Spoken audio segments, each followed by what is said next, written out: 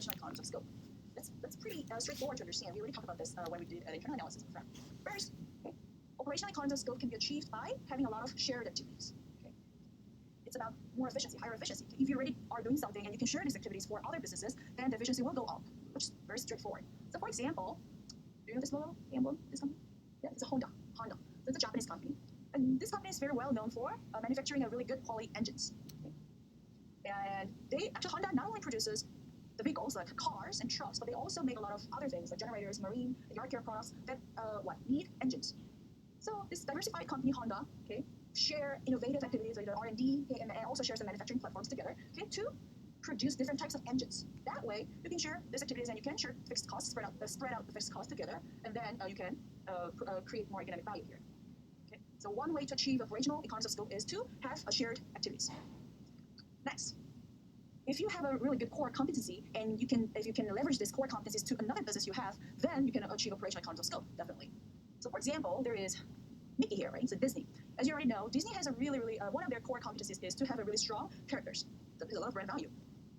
And Disney is trying to exploit this core competency in different businesses. So think about the movie first, right? Also, there is a Disney store. Okay? You can buy all the products, okay? These character products, okay? That's something they utilize their core competency, okay? There is a Disney cruise, okay? They apply these great the characters to attract the kids, the customers there.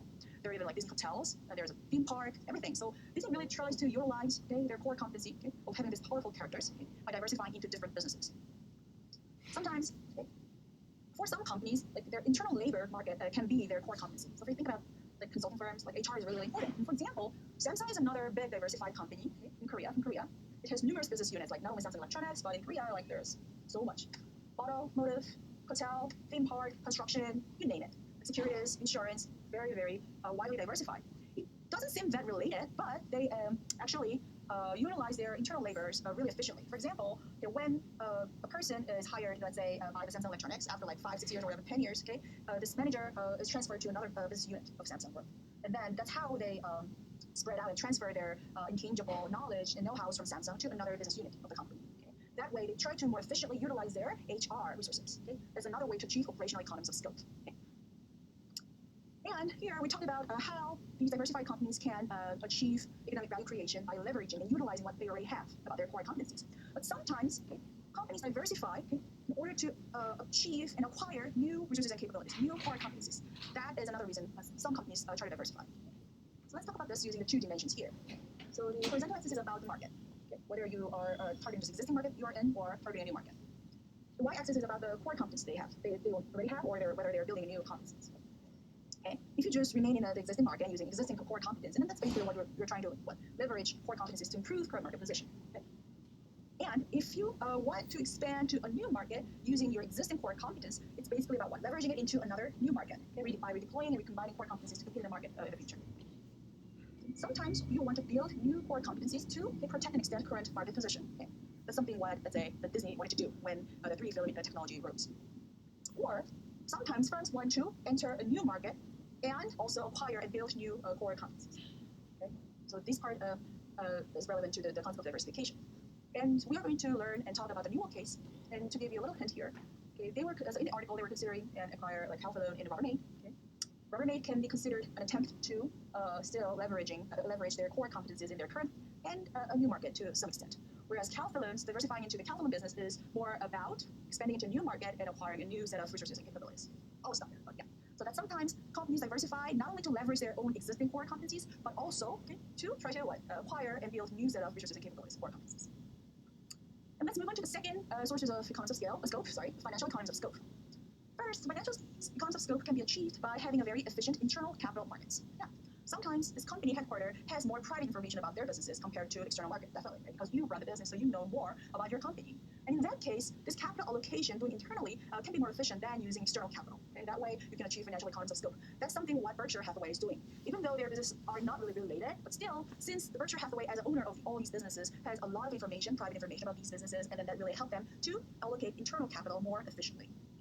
Also, sometimes these diversified companies use profit from one business to compete in another business. So it's basically helping their sister business by having a deep pocket in one business and then just use this profit for another business they have. That's called cross-subsidization. So that way, by having this efficient internal capital markets, the diversified companies can enjoy financial economies of scope.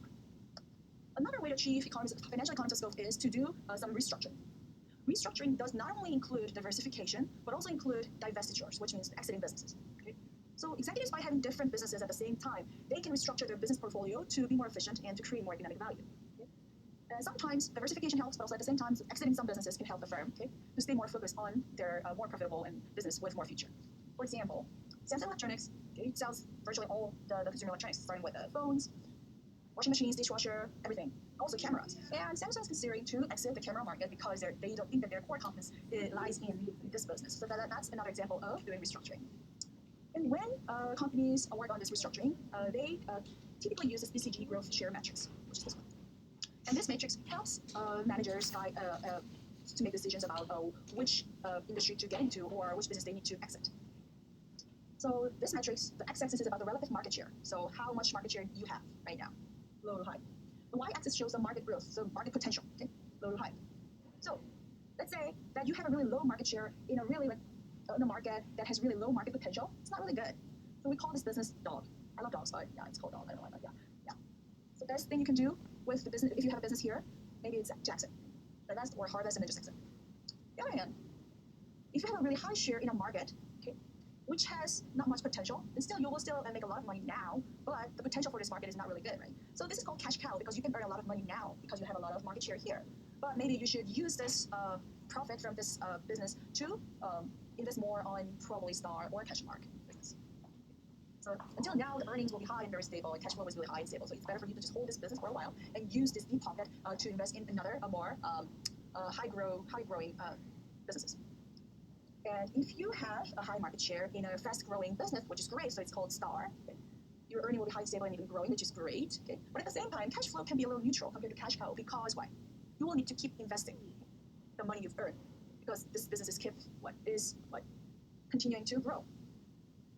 And there is a question mark industry for business. You have low market share now, but it has high potential. So it's a question mark. Do you really need to invest more in this question mark or not? Many depends on what types of resources and capabilities you have and how much you can utilize these resources and capabilities to this new business, right? So you need to make a decision here. That's good. That's important. Okay. So many managers still now use this BCG growth share matrix to make their restructuring decision.